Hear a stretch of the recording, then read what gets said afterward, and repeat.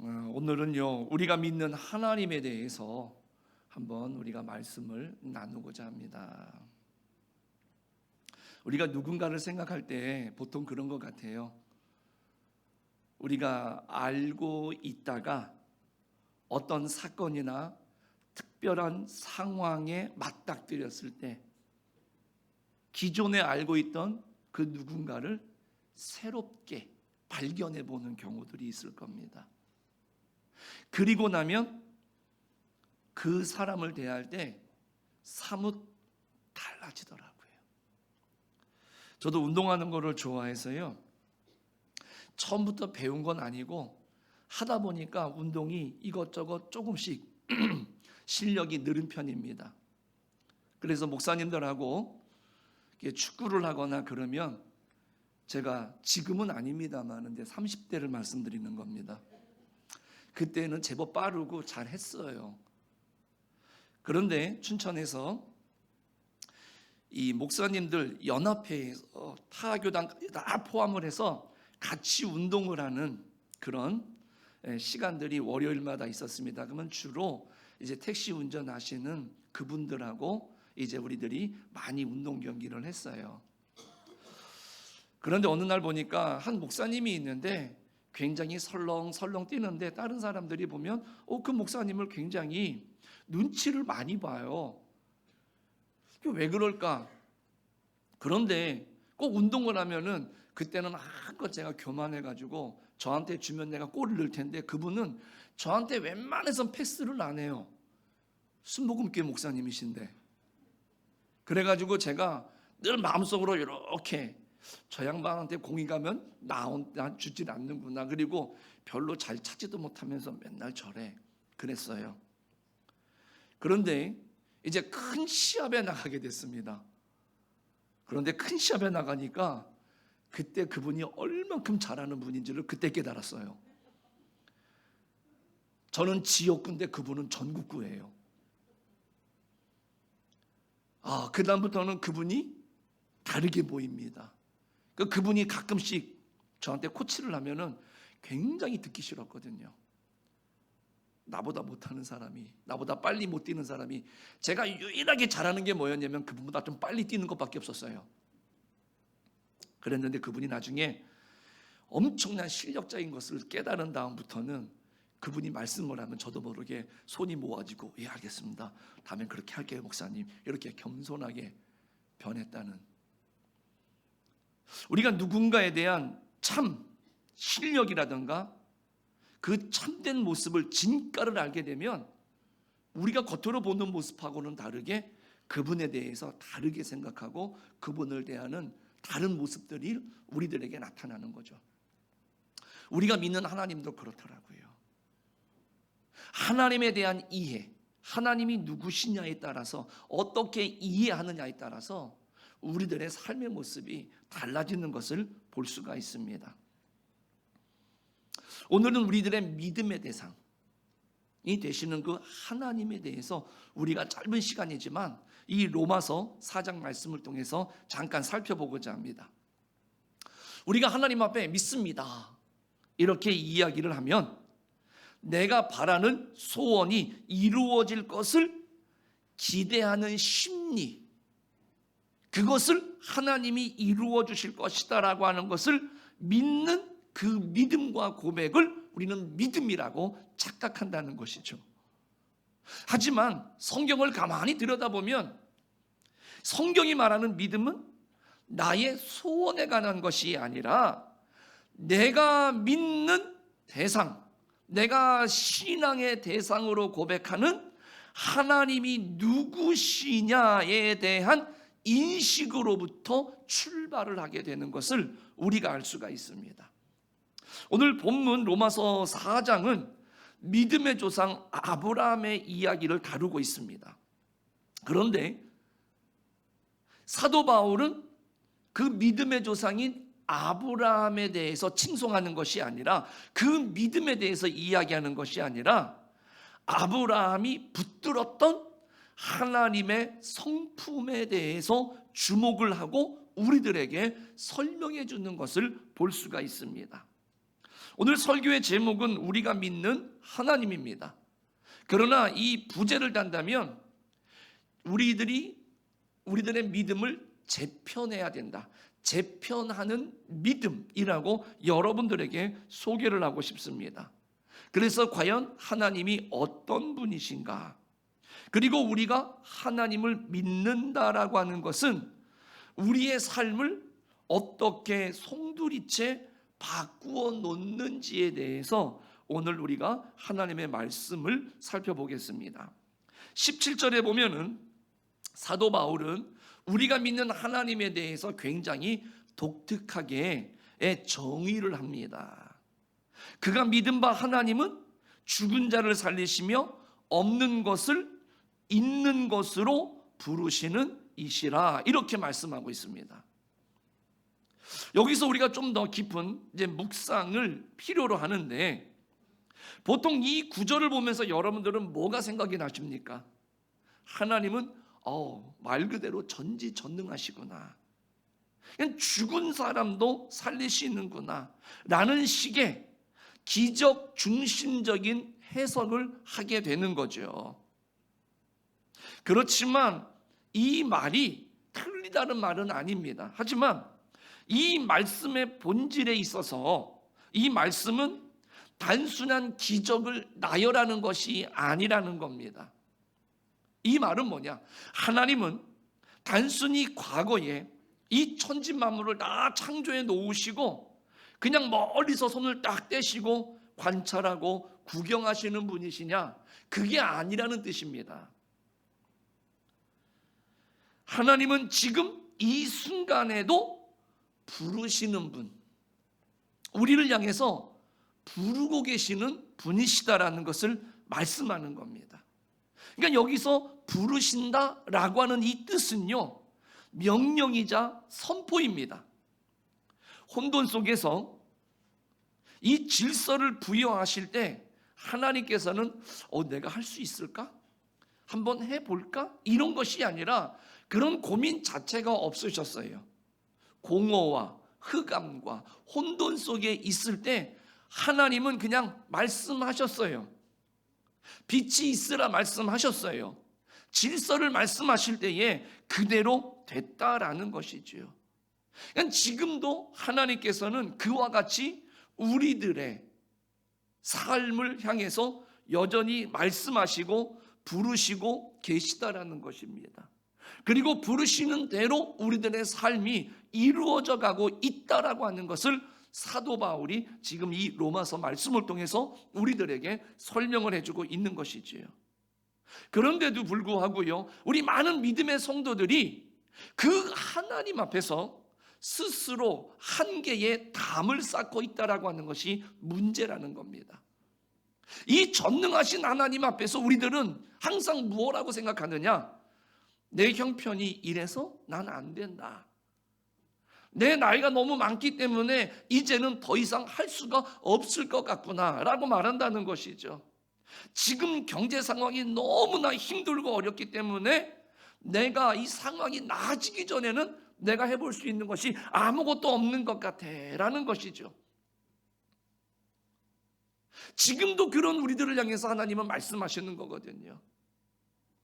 창세기 1장을 펴면 흑암과 공허와 혼돈, 하나님이 마주하는 장면이지만 그것을 갖고 염려하셨던 하나님이 아니시라 그 하나님은 빛이 있으라 말씀하실 때에 그 순간 흑암과 공허와 혼돈이 사라지고 하나님의 질서가 잡히기 시작을 했고 그 말씀대로 이루어지기 시작을 했다라는 것이죠. 지금 그 하나님은 여전히 그렇게 한 번만 기적을 만들어 놓으시고 말씀으로 천지창조를 해 놓으시고 그냥 관망만 하시고 침묵하시는 하나님이 아니시라 지금도 하나님은 우리들의 삶이 흑암과 공허와 혼돈 때문에 흔들릴 때 하나님은 지금도 여전히 그때와 같이 우리를 부르시고 계시다 라는 것이지요. 그런데 우리들은 스스로가 어떻게 한다고요? 자꾸만 담을 쌓는 겁니다. 그리고 안 된다라고 하는 생각을 하는 것이죠. 그래서 사도 바울은 뭐라고 말합니까? 없는 것을 있는 것으로 부르시는 분이라고 소개를 해주고 있습니다. 그러므로 우리 사랑하는 성도님들, 내 기도를 들으시는 하나님, 나의 형편과 사정을 그 누구보다도 잘 알고 계시는 하나님은 없는 것을 있는 것으로 부르시는 하나님이라는 이 사실을 우리가 마음속 깊이 되새기시기를 간절히 축복합니다. 그래서 우리는 환경의 지배를 당하는 것이 아니라 그 환경을 지배하고 개척하는 자가 되어야 되는 것이죠. 지금 우리들의 현실이 팩트이죠. 사실입니다. 현실입니다. 그것을 무시하라는 얘기가 아니에요. 사도 바울이 사도행전 16장에 보면 빌립보에서 복음을 전하다가 감옥에 갇힙니다. 매를 맞고 억울하게 감옥에 갇혀요. 환경적으로 보면은 절망의 담에 갇힌 것이지요. 내가 지금 복음을 전하고 있는데, 하나님의 말씀을 따라서 선교 사역을 감당하고 있는데, 지금 그에게는요 엄청난 시련과 억울함이 그를 찾아왔다는 것이죠. 이거는 피할 수 없는 현실이에요. 내 손발에 착고가 채이고 이 감옥 속에 있는 것은 말 그대로 현실이에요. 사실이에요. 그런데 이 사도 바울은 보통 사람하고는 달랐습니다. 아마 저를 비롯해서 보통의 사람들은 그랬을 것 같습니다. 방금 말씀드린 것처럼 한탄했을 겁니다. 이게 뭐냐고 하나님 앞에 따지면서 원망했을 수도 있을 것 같아요. 그러나 성경에서는 이 바울과 실라가 뭐 했습니까? 찬송했습니다. 기도했습니다. 이건 단순한 긍정적인 마인드 컨트롤이 아니라는 거예요. 그들은 감옥이라고 하는 죽은 공간입니다. 이것을 지금 산 공간으로 만들었습니다. 없는 것, 자유죠. 그런데 있는 것, 하나님의 임재로 부르심을 믿었기 때문에 그네들은 감옥을 말 그대로 예배당으로 바꾼 거예요. 그래서 그 안에서 찬양하고 그 안에서 기도를 했다는 것이죠. 이게 바로 환경을 지배하는 믿음이라는 겁니다. 예수님을 믿는다고 오늘 우리들의 현실이 한순간에 바뀌어지는 게 아닙니다. 없어지는 게 아니에요. 그래서 그 현실을 무시하라고 하는 것이 아닙니다. 예수님을 믿어도 우리의 현실은 어둡고 힘들고 아플 수 있어요. 다른 사람들보다 훨씬 더 깊은 고난의 길을 걸을 수가 있습니다. 그런데 그런 우리들을 부르시는 하나님이 누구시냐는 겁니다. 정말로 그 하나님을 내가 신뢰하고 그 하나님을 믿는다라고 하는 것, 그래서 그 하나님이 지금도 나를 부르신다라고 하는 것을 믿는 사람은요, 지금 그 현실의 감옥에, 현실의 담에 갇히는 사람이 아니라 그 현실의 감옥 속에서도 찬양하고 기도하면서 오늘 하나님의 임재를 만들어가는, 하나님의 임재를 경험하는, 환경을 극복하는 믿음의 사람이 되어야 될 줄로 믿습니다. 그때 어떻게 됩니까? 착고가 풀리고요, 터가 흔들리고요, 옥문이 열렸습니다. 과연 이 시간 여러분들을 가로막고 있는 담이 무엇입니까? 우리는 그 담을 묵상하면 안 됩니다. 오히려 그 담을 무너뜨리고 그 자리에 없는 길을 있는 길로 만드시는 하나님을 바라볼 수 있는 그런 우리 성도님들이 다 되시기를 주님의 이름으로 간절히 축복합니다. 그렇다면 이러한 하나님을 믿는 우리에게 어떤 일이 일어나겠느냐라는 겁니다. 오늘 마가복음 16장 17절 18절은 우리들에게 놀라운 약속을 줍니다. 믿는 자들에게는 이런 표적이 따르리니 곧 그들이 내 이름으로 귀신을 쫓아내며 새 방언을 말하며 뱀을 집어 올리며 무슨 독을 마실지라도 해를 받지 아니하며 병든 사람에게 손을 얹은즉 나으리라. 아멘. 이 말씀은 문자 그대로 뱀을 집으십시오, 독을 마십시오 라는 뜻이 아닙니다. 영적인 권세와 방향성에 관한 이야기입니다.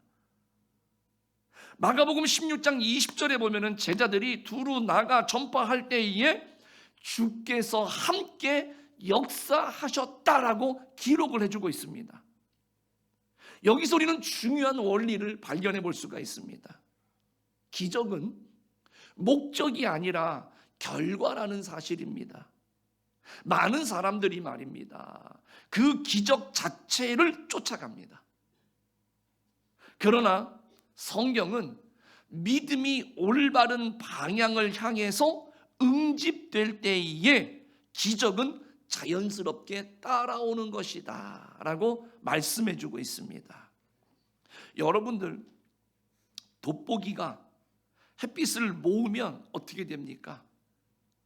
종이를 태우죠. 열이 발생할 수 있다는 것입니다. 이게 응집력이지요. 우리의 믿음이 흩어지지 않고 죽은 자를 살리시는 하나님께로 온전히 집중될 때, 그 믿음의 응집력이 생길 때 우리의 삶의 방향이 결정되어진다라는 것이지요. 지금 저와 여러분의 믿음은 어디로 흩어져 있는 것 같습니까? 혹시 걱정이나 염려 때문에 내가 더 가치를 두고 있는 세상의 즐거움으로 내 에너지가 분산되어 있지는 않습니까? 그 흩어진 마음을 하나님께로 모을 수 있는 우리 성도님들이 되시기를 축복합니다. 그럴 때에 그 믿음의 야성과 능력이 회복되어진다는 것이죠. 우리가 하나님을 전적으로 신뢰하고 나갈 때에 귀신이죠, 이 영적 혼란이 떠나가는 것입니다. 새 방언, 이 거룩한 언어를 말하게 되는 것이고요, 이 독이, 세상의 해악이 우리를 해치지 못하는 역사가 그때 일어난다라는 것이지요. 이것은 신비주의가 아닙니다. 창조주와 연결된 피조물이 누릴 수 있는 지극히 정상적인 영적인 권세라는 것입니다. 우리 사랑하는 성도님들, 우리가 하나님을 바라볼 때마다 그냥 도덕적으로라든가 세상이 말하는 지식적으로 그 하나님을 우리들이 이해하는 것이 아닙니다. 오늘 사도 바울이 우리들에게 소개하는 것처럼 없는 것을 있는 것으로 부르시는 그 하나님으로 우리의 신앙을 응집하기 시작을 하면, 집중하기 시작을 하면 그 응집하는 힘 속에서 반드시 하나님의 놀라우신 능력과 은혜와 역사가 오늘 우리의 삶에 골고루 나타나게 되는 줄로 믿습니다. 그러므로 여러분들 환경에 갇히지 마십시오.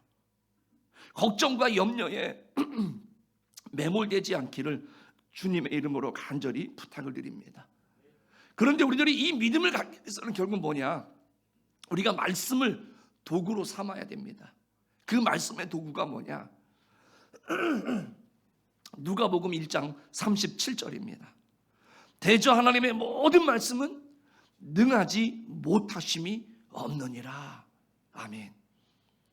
이 말씀은요, 천사가 마리아에게 성령으로 잉태되었음을 알려줄 때 주셨던 말씀입니다.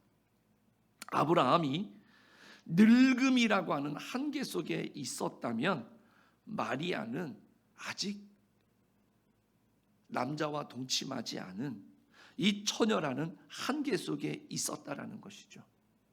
둘 다 인간의 이성으로는 그 생명이 불가능한 상태입니다. 헬라어 원어로 보면 이 말씀은 레마라고 말합니다. 그러니까 하나님의 모든 레마는 불가능이 없다라는 뜻입니다. 즉 하나님의 입에서 나오는 말씀은 그 자체가 곧 사건이 되고 현실이 된다라는 것입니다. 오늘 우리는 이 사실을 분명히 기억하셔야 돼요. 우리가 믿는 하나님은 할 수 있을까? 고민하시는 분이 아니시라는 겁니다. 말씀하시는 순간 되게 하시는 분. 빛이 있으라. 빛이 있는 겁니다. 아브라함이 100세가 되어서 자기 몸이 죽은 것 같음을 알고도 믿음이 약해지지 않았다라고 오늘 19절 말씀에 이야기를 합니다. 왜 그랬을까요? 바로 자신의 몸 상태보다 하나님의 말씀을 더 현실로 받아들였기 때문이다라는 것입니다. 이것이 다른 관점에서의 신학적인 해석입니다. 믿음은 여러분들 오해하지 마십시오. 현실을 부정하는 것이 아닙니다. 믿음은 하나님의 말씀을 더 상위의 현실로 인정하는 행위라는 겁니다. 즉 눈에 보이는 현실보다 하나님의 약속이 더 강력한 실제임을 인정할 때 능히 못하심이 없는 역사가 저와 여러분들의 삶 속에 나타나게 되어진다라는 것이지요. 우리가 로마서 4장을 통해서 우리가 믿는 하나님에 대해서 우리가 잠시 잠깐이지만 짧게 확인을 해보았습니다마는요, 우리 하나님은 죽은 자를 살리시고 없는 것을 있는 것으로 부르시는 창조주시다 라는 사실을 반드시 기억하시기 바랍니다. 그래서 환경에 갇혀서 담을 쌓지 마십시오. 바울처럼 찬송하면서 환경을 지배하고 다스릴 수 있는 그런 믿음의 성도들이 다 되시기를 간절히 축복합니다. 그리고 그 믿음의 응집력을 가지십시오. 흩어진 마음을 모으십시오. 그리고 하나님께 방향을 맞추십시오. 그때 표적과 기사는 상식처럼 여러분들의 뒤를 분명히 따라올 것입니다. 이 기적은 우리가 쫓아가는 게 아닙니다. 성경은 분명히 뭐라고 말합니까? 따르리니 따라오는 것입니다. 우리가 태양을 향해서 나갈 때에 그 그림자가 우리의 뒤를 따라오는 것처럼 우리가 복음을 향해서, 말씀을 향해서, 하나님을 향해서 나가면 그 기적과 그 역사들은 반드시 우리의 뒤를 따라오게 되는 줄로 믿습니다. 그러므로 우리는 계속해서 기적을 따라가면 안 돼요. 기적을 따라가면 뭐가 될 것 같고 기적을 붙들면 다 될 것 같지만 그 기적은 절대로 우리가 따를 수가 없습니다. 붙잡을 수가 없습니다. 그러나 우리가 말씀을 쫓아가면, 하나님을 향해서 나아가면 오늘 하나님께서는 반드시 우리 가운데에 그 기적을, 우리가 쫓아가지 않아도 그 기적이 우리를 따라올 수 있도록 하나님이 만드시고 역사해 주실 줄로 믿습니다. 그리고 이 하나님의 말씀은 능치 못함이 없다라는 것이죠. 내 생각의 한계를 하나님의 말씀으로 깨뜨릴 수 있는 그런 우리 성도님들이 되시기를 간절히 축복합니다. 하나님께서는요, 우리 모든 성도들이 그럴 겁니다. 무기력하게 주저앉아 있기를 절대로 원하시는 분이 아니시라는 것이죠. 우리 하나님은 할 수 있게 하시는 하나님이십니다. 우리 사랑하는 성도님들, 이번 한 주간 내 눈앞에 현실이 아니라 없는 것을 있는 것으로 부르시는 그 하나님의 음성에 귀 기울이시면서 오늘 우리의 믿음을 한 곳으로 응집시키고 하나님을 향해서 그 힘을 다시 한번 재편할 수 있는 그런 우리 성도님들이 다 되시기를 주님의 이름으로 간절히 축복합니다. 그래서 그 믿음으로 선포한 대로 하나님께서 여러분들의 삶을 다시금 재창조하시고 새로운 길로 인도해 주실 줄로 믿습니다. 이러한 삶이 저와 여러분들의 삶 속에 가득하기를 주님의 이름으로 간절히 축복합니다. 기도하겠습니다.